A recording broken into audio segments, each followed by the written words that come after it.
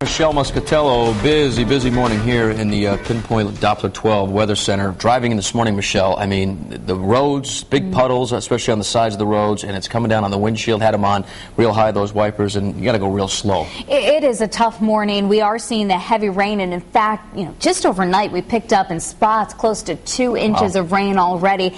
And of course, the folks living along the Patuxent, Blackstone rivers continue to carefully monitor the situation, as are we, and I am expecting some flooding of our local rivers and streams. Water levels are still running just too high from last week's rain, and now as we add probably 2 to 3 inches on top of that, we will likely see at least some minor flooding in West Warwick, and into Cranston along the banks of the Patuxent, and the flooding will likely begin of the river there as early as later this afternoon. Providence, a lot of wet streets, and we continue to watch the situation. You even see those flecks of yellows and oranges along 195 through New Bedford, 495 as well, and that's where the rain is just coming down in buckets at times. All right, the rain from the last 24 hours, more than 1.5 inches already falling in the Providence area, more than 2 inches in Westerly, 1.5 inches in Newport already, and we've now just crossed over 1 inch of rain in New Bedford. And your weather alert, and I've upped these amounts a little bit, about 2 to 3.5 inches of rain expected by late tonight. It still looks like the heaviest of the rain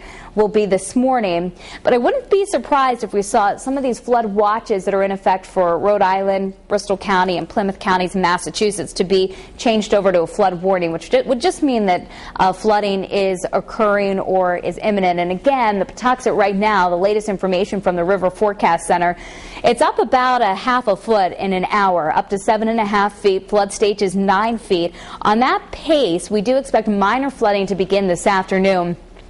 And the forecast right now is for it to stay in a minor flood through the daytime tomorrow, possibly into at least part of Thursday.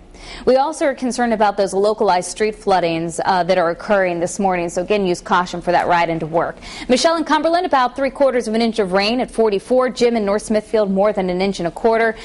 And Jerry and Warren closing in on 2 inches of rain already and 44 degrees. It's a little bit milder along the coastline. There's a front that's pretty stalled. It's moving just a little bit back and forth, but temperatures low to mid 40s to the north of the front, low to mid 50s to the south of it. So the bus stop forecast along the coastline will be closer to the 50s. Inland will be in the lower to mid 40s with rain continuing.